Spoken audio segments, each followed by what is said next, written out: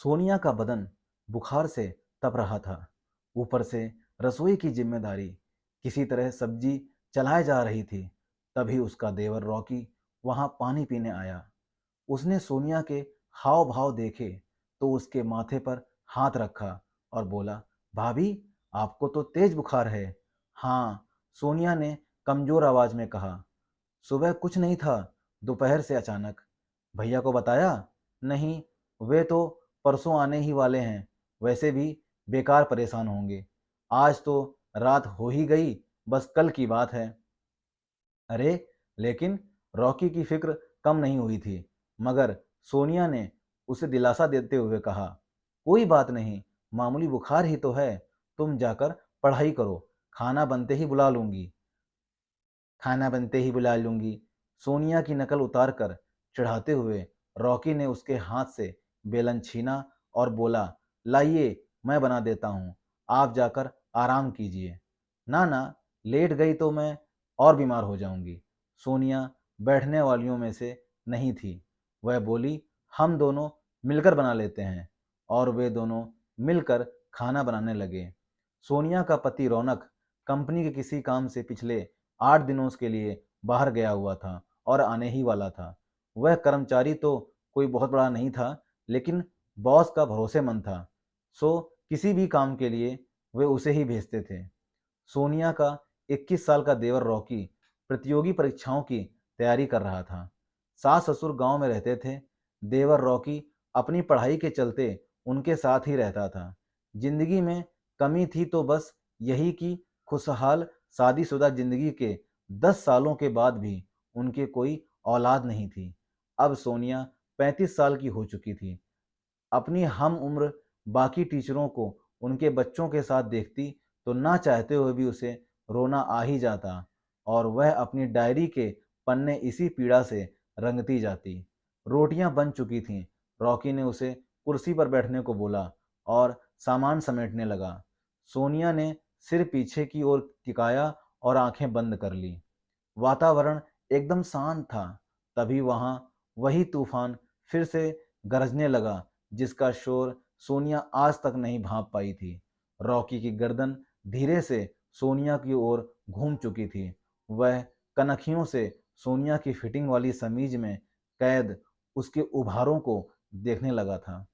सोनिया की सांसों के साथ जैसे जैसे वो ऊपर नीचे होते, वैसे वैसे रॉकी के अंदर का शैतान जागता जाता।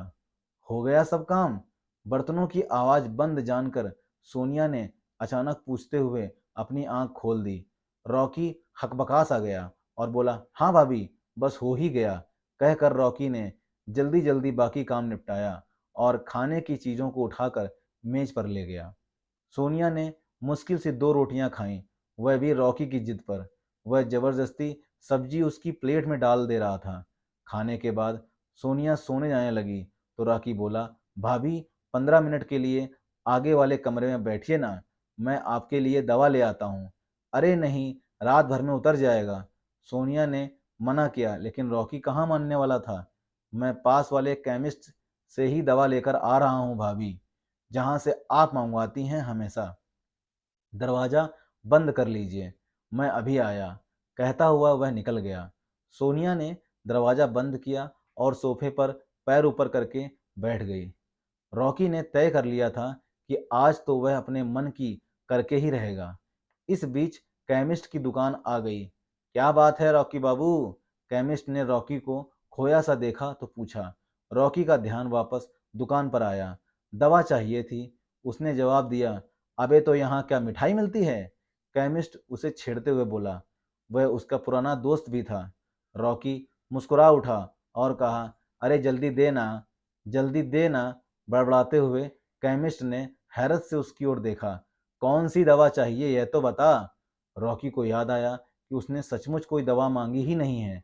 उसने ऐसे ही बोल दिया, भाभी की तबीयत ठीक नहीं है, उन्हें बुखार है, जरा नींद की गोली देना। नींद की गोली बुखार के लिए? सोचते हुए केमिस्ट ने उसे देखा। वह खुद भी सोनिया के हुस्न का दीवाना था। हमेशा उसके बारे में चटकारे ले लेकर बातें किया करता था। उसने रॉकी के मन की बात ताड़ ली। ऐसी बातों का उसे बहुत अनुभव जो था। उसने नींद की गोली के साथ बुखार की भी दवा दे दी। रॉकी ने लिफाफा जेब में रखा और तेजी से वापस चलने को हुआ। तभी केमिस्ट चिल्लाया, अरे भाई, खुराक तो सुन ले। रॉकी को अपनी गलती का एहसास हुआ। वह काउंटर पर आया। केमिस्ट ने उसे डोज बताई और आंख मारते हुए बोला, यह नींद वाली एक से ज्यादा मत देना, टाइट चीज है। अबे, क्या बकवास कर रहा है? रॉकी के मन का डर उसकी जबान से बोल पड़ा। उसकी तो चोर की दाढ़ी में तिनका वाली हालत हो गई। वह जाने लगा। केमिस्ट पीछे से कह रहा था, अगली बार हमको भी याद रखना दोस्त। रॉकी उसको अनसुना करता हुआ आगे बढ़ गया। घर लौटने पर डोरबेल बजाते ही सोनिया ने दरवाजा खोल दिया और बोली, यहीं बैठी थी लगातार। जी भाभी, आइए अंदर चलिए।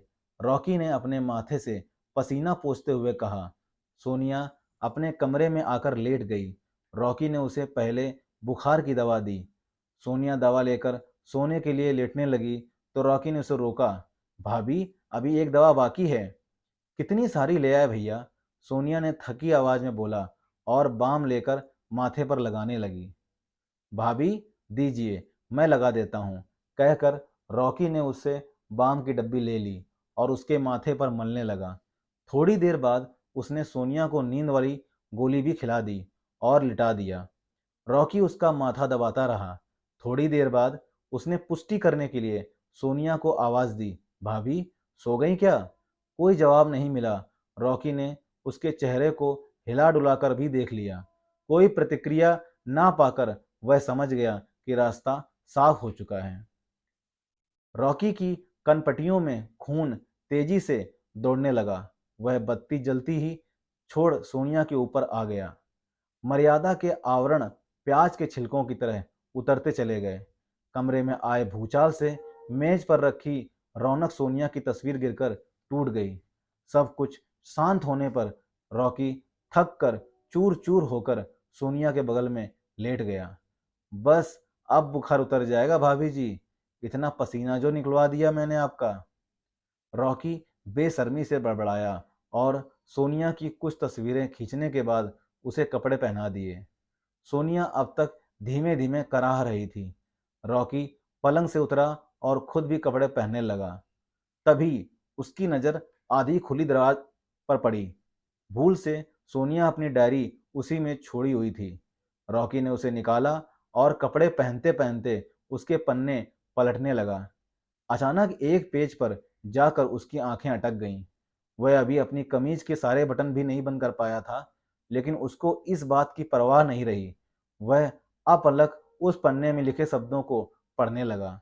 उसमें सोनिया ने लिखा था, बस अब बहुत रो लिया, बहुत दुख मना लिया औलाद के लिए। मेरा बेटा मेरे पास था और मैं उसे पहचान ही नहीं पाई। जब से मैं यहाँ आई, उसे बच्चे के रूप में देखा, तो आज अपनी कोख के बच्चे के लिए इतनी चिंता क्यों? मैं बहुत जल्दी रॉकी को कानूनी रूप से गोद लूंगी। रॉकी की आंखों के आगे अंधेरा छाने लगा। वह सिर पकड़कर वहीं बैठ गया और जोर जोर से रोने लगा। फिर भागकर सोनिया के पैरों को पकड़कर अपना माथा उससे रगड़ते हुए रोने लगा। भाभी, मुझे माफ कर दो, यह क्या हो गया मुझसे? अचानक रॉकी का ध्यान सोनिया के बिखरे बालों पर गया।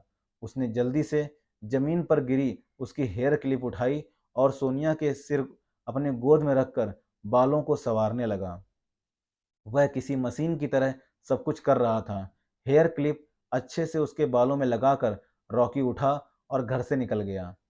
अगली सुबह तकरीबन 8 बजे सोनिया की आंख खुली। उसका सिर अभी तक भारी था। घर में भीड़ लग चुकी थी। एक आदमी ने आखिरकार बोल ही दिया, देवर भाभी के रिश्ते पर भरोसा करना ही पागलपन है। सोनिया के सिर में जैसे करंट लगा। वह सवालिया नजरों से उसे देखने लगी। तभी इलाके के पुलिस इंस्पेक्टर ने प्रवेश किया और बताया, आपके देवर रॉकी की लाश पास वाली नदी से मिली है। उसने रात को खुदकुशी कर ली। सोनिया का कलेजा मुंह को आने लगा। वह हड़बड़ाकर पलंग से उठी, लेकिन लड़खड़ाकर गिर गई।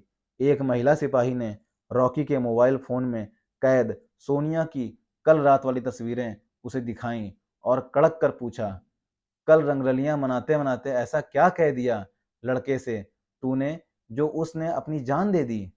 तस्वीरें देखकर सोनिया हैरान थी। अपनी शारीरिक हालत से उसे ऐसी ही घटना का शक तो हो रहा था, लेकिन दिल अब तक मानने को तैयार नहीं था। वह फूट फूट कर रोने लगी। इंस्पेक्टर ने उस महिला सिपाही को अभी कुछ न पूछने का इशारा किया और बाकी औपचारिकताएं पूरी कर वहां से चला गया। धीरे धीरे औरतों की भीड़ भी छटती गई। रौनक का फोन आया कि वह आ रहा है, घबराए नहीं। लेकिन सोनिया बस सुनती रही। उसकी सूनी आंखों के सामने रॉकी का बचपन चल रहा था, जब वह नई नई इस घर में आई थी। दोपहर तक रौनक लौट आया और भागते हुए सोनिया के पास कमरे में पहुंचा। वह जड़वत अभी भी पलंग पर बैठी शून्य में ताक रही थी। रौनक ने उसके कंधे पर हाथ रखा, लेकिन सोनिया का शरीर एक ओर लुढ़क गया। सोनिया, सोनिया, चीखता हुआ रौनक उसे झकझोरे जा रहा था, पर सोनिया कभी न जागने वाली नींद में सो चुकी थी। दोस्तों, ये छोटे छोटे रिश्ते बहुत नाजुक होते हैं।